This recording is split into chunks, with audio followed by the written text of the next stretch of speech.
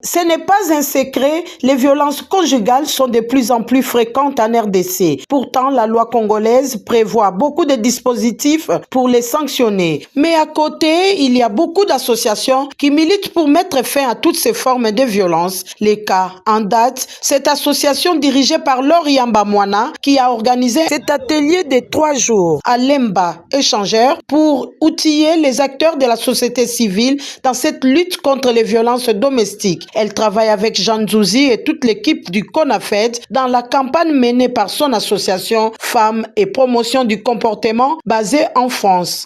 Nous avons sensibilisé sur les violences conjugales.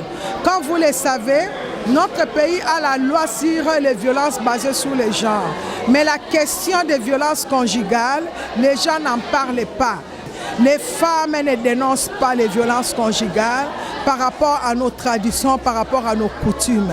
Et nous venons former les gens pour qu'ils soient les agents de changement social afin d'apporter ces nouvelles dans leurs communautés respectives.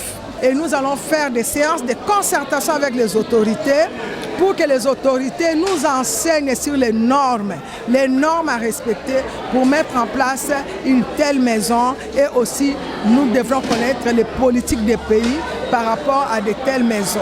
L'organisatrice de l'activité Laure Yamba veut mettre en place un espace appelé Casa Kimia. Elle invite donc les femmes à dénoncer les violences conjugales à travers cet espace pour lutter contre les violences faites aux femmes. Et cet espace se mettra en place dans la commune d'Ngaba. Voilà pourquoi je suis venue pour poser les bases, parce qu'Ngaba c'est une commune et où la population rencontre beaucoup de difficultés, y compris les difficultés liées à des violences conjugales. Les violences faites aux femmes n'est pas un secret ici, en République démocratique du Congo. La loi congolaise prévoit beaucoup de dispositifs pour sanctionner les violences basées sur le genre et beaucoup d'associations sur place militent en faveur des femmes et dans la lutte contre les violences faites aux femmes. Ce sont des femmes qui sont des fois engagées sur leur commune, dans les associations et en tant que travailleurs communautaires. La démarche qui a été la nôtre a été de leur fournir une boîte à outils, comme une petite valise où les connaissances que nous avons apportées se rajoutent à ce que ces personnes savaient. C'est important, une boîte à outils, une valise peut contenir beaucoup de choses. En sachant que les situations des violences faites aux femmes ne sont pas toutes les mêmes. Il y a plusieurs types de violences qui sont faites aux femmes. Nous avons parlé des violences physiques, nous avons parlé des violences psychologiques, des violences économiques, nous avons parlé des violences sexuelles. Nous avons aussi parlé de la prise en charge holistique et globale de la personne qui a subi ces violences et qui est en fait une survivante, puisqu'elle a demandé de l'aide partout et il faut maintenant prendre en charge son accompagnement pour qu'elle sorte de ce qu'elle a vécu et qu'elle puisse se reconstruire.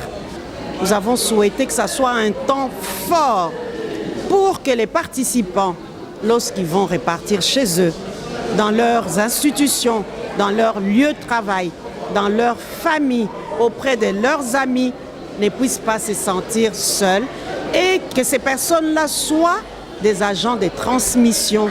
Ce que ces personnes ont appris ici puissent faire effet boule de neige là où elles vont partir. Ce que nous faisons aujourd'hui, quelque part, c'est un hommage aussi pour nos sœurs qui sont dans l'Est, qui subissent d'abord pour toute la population de l'Est, mais particulièrement pour les femmes. Parce que lors de guerres, ce sont les femmes qui payent aussi un prix le plus fort. Donc, nous pensons particulièrement à ces femmes qui sont à l'Est. À cette sensibilisation, déjà 125 femmes, jeunes filles et hommes ont intégré l'aspect de la masculinité positive.